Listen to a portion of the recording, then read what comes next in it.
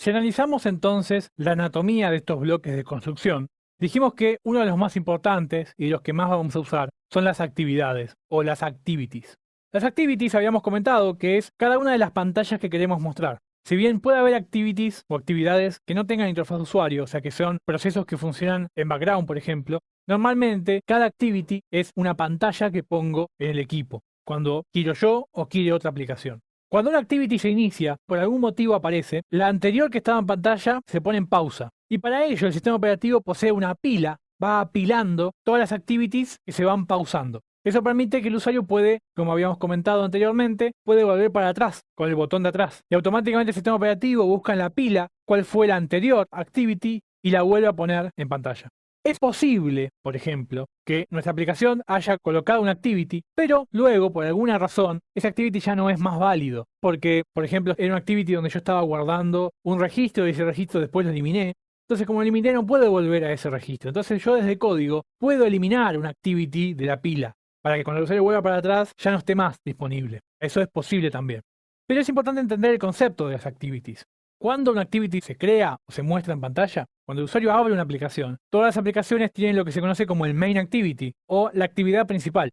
Todas las aplicaciones entonces tienen una actividad que es su actividad principal y la primera que se abre cuando el usuario abre la aplicación. Esa actividad principal, según la acción del usuario, por ejemplo con un clic, la selección de algún menú, puede abrir otro activity. Cuando muestra otro activity, ese nuevo activity entra en pantalla y el anterior, el main, pasa a estar en la pila.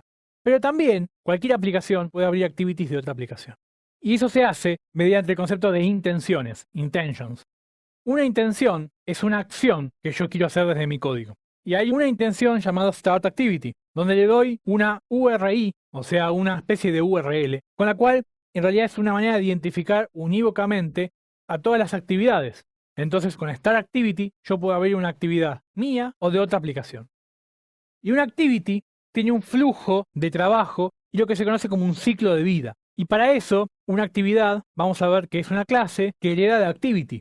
Y esa clase que hereda de activity tiene ciertos métodos que yo puedo sobreescribir con el objetivo de capturar ciertos momentos o ciertos eventos que ocurren sobre la actividad. Recordemos, una actividad es equivalente a una pantalla visual. Tiene un evento onCreate, que es cuando se crea, un evento onStart, que es cuando comienza, este es uno de los más importantes, el onStart. OnResume se ejecuta cuando estaba en pausa y volvemos a la pausa. ¿Cuándo se pone en pausa? Cuando el usuario entra a otra activity. Cuando el usuario se fue al menú principal, por ejemplo, mi activity pasa a pausa. Se ejecuta el onPause. Y si el usuario vuelve, se puede ejecutar onResume.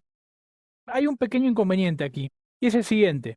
Primero, nuestra aplicación puede estar en el frente o nuestra aplicación puede estar en el background. Eso tiene que ver con lo siguiente. Por ejemplo, yo puedo estar viendo una activity y de golpe entra una llamada o me entra un mensaje de texto. Entonces, por un momento, mi activity puede ser que se pause o se congele, pero sigue estando mi activity en pantalla. Por eso hay una diferencia aquí entre un pause, un freeze y, por ejemplo, un stop. Un stop se ejecuta cuando mi activity deja de estar en pantalla, por culpa de otro activity que acaba de ingresar, ya sea porque yo lo abrí por una intención, porque el usuario lo abrió manualmente, o el usuario se fue al menú, o lo que sea.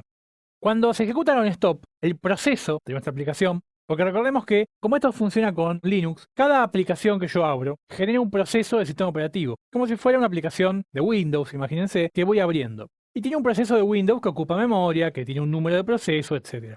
Cuando mi actividad se va de la pantalla, lo que ocurre es que se ejecuta el onStop. Pero mi clase sigue funcionando y mi proceso sigue funcionando.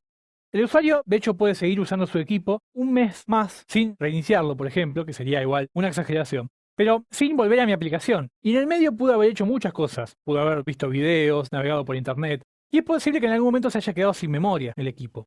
Cuando el equipo se está quedando sin memoria, lo que sucede es lo siguiente. Busca de la pila de actividades que ya no están más en pantalla, las actividades más viejas. Y lo que empieza a hacer es ir matando los procesos de memoria de esas actividades. Entonces mi aplicación en algún momento, si necesita memoria, puede ser que se elimine de memoria toda mi aplicación. La actividad sigue estando en la pila. Si pasados 5 meses sin reiniciar el equipo, el usuario vuelve para atrás y volviendo para atrás encuentra mi actividad, lo que va a suceder es que desde el onStop la aplicación se cerró, aquí se ha matado, y cuando volvió para atrás ejecutó nuevamente el onCreate. O sea, el proceso se levantó nuevamente y se ejecutó el onCreate. Si nunca se cerró el proceso, dado que memoria había, del onStop pasa al pausa y del pausa pasa al resume. Este ciclo de vida es importante tenerlo en cuenta cuando hacemos aplicaciones un poco más avanzadas y queremos manejar todos los posibles casos. Como resumen, es importante tener en cuenta que una actividad puede quedarse en pausa, puede quedarse en stop. Cuando se queda en stop es porque otra actividad vino en pantalla. Y cuando el usuario vuelve para atrás, mi actividad vuelve a la vida, ya sea ejecutando con resume, si es que mi proceso no se eliminó de memoria, o puede ejecutar el onCreate nuevamente, si es que el proceso se había eliminado de la memoria por falta de ella. Además de las actividades, otro bloque de construcción son los receptores de intenciones. Habíamos comentado que, por ejemplo, para yo abrir otra actividad, yo debía usar una intención. Entonces, así como yo puedo abrir una intención o ejecutar una intención, mi aplicación puede recibir intenciones. Y para eso tenemos que definir los Intent Receiver, un receptor de intenciones. Y eso lo definimos cuando queremos reaccionar ante algún evento externo. O sea, mi aplicación puede capturar, puede reaccionar a eventos como por ejemplo una llamada entrante de un SMS, cuando hay conexión de internet o cuando la conexión de internet se corta, cuando el usuario está en una zona geográfica, o incluso podría capturar intenciones de otra aplicación. Por ejemplo, si Facebook publica algo en mi muro, yo podría capturar esa intención cuando alguien publica en el muro. Lo interesante de esto es que cuando yo capturo intenciones, cuando yo defino un receptor de intenciones, que se definen la mayoría de estas cosas en los manifiestos, mi aplicación puede estar cerrada, o sea, ninguna actividad de la aplicación ha trabajado desde que se inició el sistema operativo. No obstante, como yo soy un receptor de la intención que acaba de pasar, acaba de ocurrir un evento, en ese caso mi aplicación es abierta automáticamente.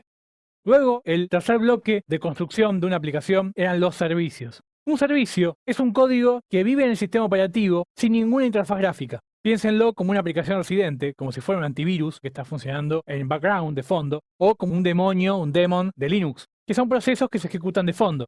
Y este servicio puede estar exponiendo funciones públicas para que otras aplicaciones las invoquen. Y el servicio, por ejemplo, podría estar consultando internet. Cada un minuto va a internet y consulta algo, el clima, por ejemplo. Y si detecta que está por llover, puede invocar una activity a través de una intención. La activity, recordemos, eran las pantallas. Entonces, por ejemplo, si está por llover, puede abrirme una activity que diga lleva paraguas. El tercer bloque de construcción son los servicios. Y el cuarto bloque de construcción de una aplicación de Android son los proveedores de contenido o Content Provider. Y esta es la metodología que nos provee Android para que dos aplicaciones se puedan comunicar y enviarse datos para la generación de mashups. Por ejemplo, la aplicación de contactos de Google ofrece una manera de que yo pueda acceder a todos los contactos del equipo, desde cualquier aplicación. Para eso, se accede vía una URL, parecida a las URLs de Internet. Entonces yo digo content://contacts/people. Hay un proveedor de contenido que entiende esta URL, que es la aplicación de contactos. Acá traería todos los contactos. Si quiero traer un contacto en particular, puedo pasar al último parámetro. Puedo leer las imágenes del equipo, los mensajes de correo electrónico, lo que ustedes quieran, y una aplicación sea proveedora de ese contenido. Y por supuesto, podemos nosotros ser proveedores de nuestro contenido y ofrecer una interfaz para que otras aplicaciones del sistema operativo de Android o aplicaciones de terceros consulten a mi contenido a través de un proveedor. Ahí vemos, por ejemplo, cómo funcionan los proveedores de contenido. Siempre empiezan con un content : luego va en el B el ID de la aplicación, un identificador de la aplicación. Luego va la información que queremos buscar en esa aplicación y en la última de las barras, que es opcional, va el identificador del registro que estamos buscando.